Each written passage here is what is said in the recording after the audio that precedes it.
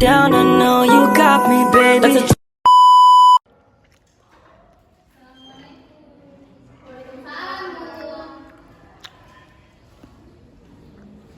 Selamat pagi semuanya. Ibu, bagaimana kabarnya hari ini? Nak sehat? Oke, silakan Vicky, dipimpin teman untuk membaca doa.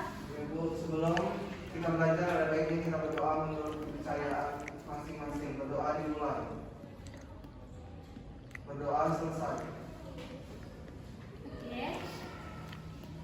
Hari ini kita akan mempelajari memaknai peraturan perundang-undangan. Sebelum itu saya absen dulu ya.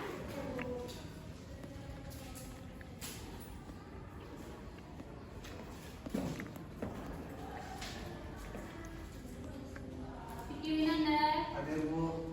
Esti, hadir Bu. Ayu Nova, Nana Humayro, Karisa. Saya akan membagikan materi kita hari ini.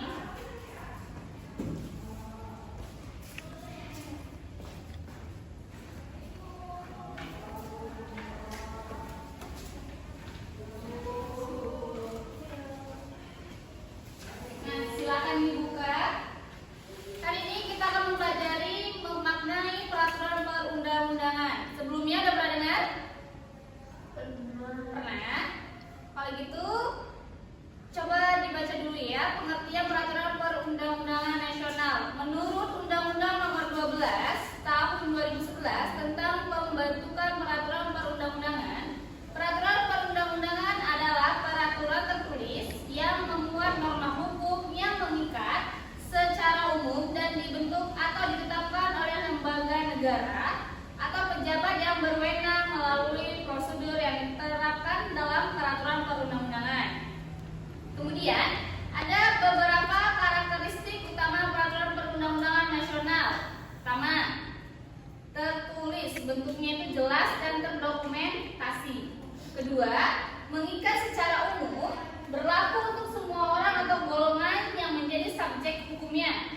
Ketiga, dibentuk oleh lembaga atau pejabat berwenang, ada prosedur dan hierarki yang harus diikuti dalam pembentukannya. Keempat, berisi norma hukum, aturan yang mengatur perilaku dan memiliki sanksi jika dilanggar.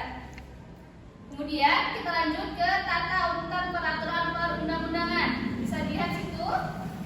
Yang pertama, Undang-Undang Dasar merupakan hukum dasar tertulis dan konstitusi negara. Semua peraturan di bawahnya harus bersumber dan tidak boleh bertentangan dengan Undang-Undang Dasar Negara Republik Indonesia tahun 1945. Kedua, ketetapan Majelis Permusyawaratan Rakyat.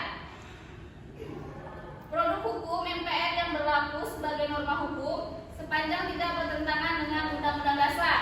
Ketiga, undang-undang atau peraturan pemerintah pengganti undang-undang. Undang-undang dibentuk oleh Dewan Perwakilan Rakyat dengan persetujuan Presiden untuk melaksanakan Undang-Undang Dasar. Peraturan Presiden, peraturan pemerintah pengganti undang-undang ditetapkan oleh Presiden dalam hal ihwal kegentingan yang memaksa dan setelahnya harus diajukan ke DPR untuk mendapatkan persetujuan menjadi undang-undang. Keempat, peraturan pemerintah ditetapkan oleh Presiden untuk menjalankan undang-undang sebagaimana semestinya. Kelima, peraturan Presiden ditetapkan oleh Presiden untuk menjalankan perintah undang-undang atau peraturan pemerintah atau untuk menyelenggarakan kekuasaan pemerintah.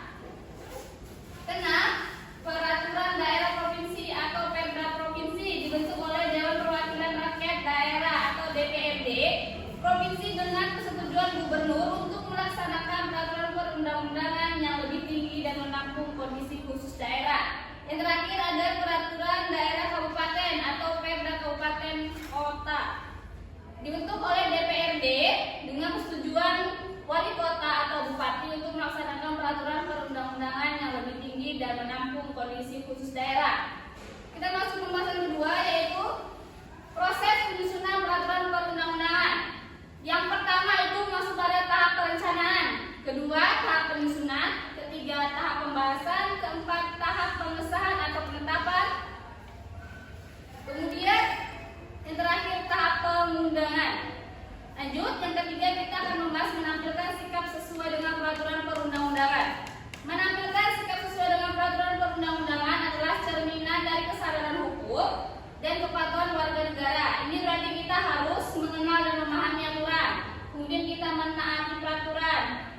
berpartisipasi aktif, memberikan masukan, ikut serta dalam proses penyusunan peraturan jika ada kesempatan.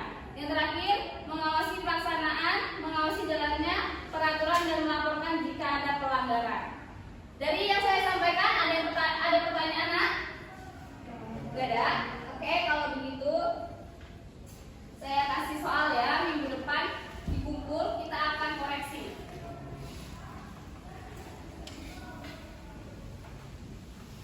Oke, silakan dibagikan.